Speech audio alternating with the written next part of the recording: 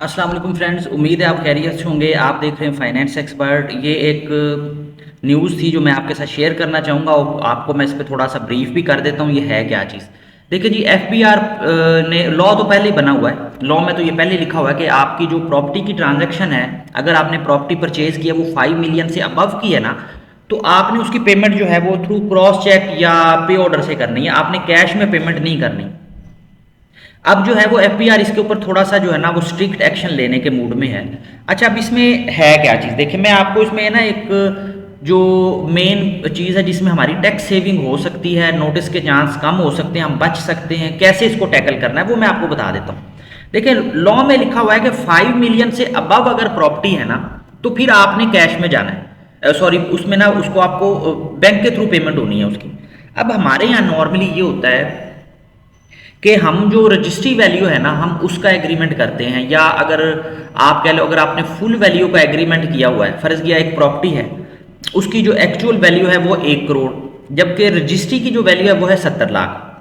अब अगर तो आपने एग्रीमेंट किया हुआ है 70 लाख का, एग्रीमेंट आपके पास 7 मिलियन का 70 लाख का है, तो आप बाउंड हो के 70 लाख आपने उसको बैंक में ही देने। ठीक है। अब जो बाकी के 30 लाख हैं वो आप उसको कैश में पे कर दें, वो किसी को नहीं पता लगेगा कि कैश में था, क्योंकि एफबीआर ने डॉक्यूमेंट देखना है, एफबीआर ने एक्चुअल नहीं देखना कि क्या हुआ था। और यहाँ पे एफबीआर हो, फोरेंसिक ऑडिट हो, कोई भी चीज़ हो, वहाँ पे डॉक्यूमेंट चलते हैं। आपने अगर डॉक्यूमेंट बना लिए हैं तो ठीक है, वो आपका सारा काम ही ठीक होगा, चाहे वो गलत ही हो।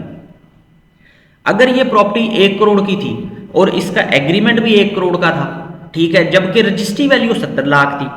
अगर एग्रीमेंट आपके पास 1 करोड़ का है तो फिर 1 करोड़ पूरे का पूरा आपने उसको बैंक के थ्रू पे करना है, चेक के जरिए, पे ऑर्डर के जरिए। अगर आपने उसको कैश में पेमेंट की तो फिर आप पकड़े जाओगे और प्रॉपर्टी वैल्यू का 5% यानी कि 5 लाख आपको फाइन हो जाएगा।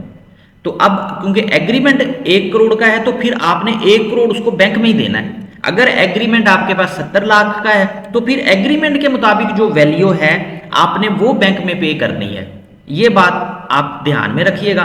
मैंने सोचा मैं आपको क्लियर कर दूं। वैसे नॉर्मली कंसल्टेंट ऐसी बातें नहीं बताते, मैंने आपको ब्रीफ किया है। उम्मीद है आपको समझ आई होगी। वीडियो अच्छी लगे तो शेयर कीजिएगा, चैनल को सब्सक्राइब कीजिएगा। अपना बहुत ज़्यादा ख्याल रखिएगा। Thank you.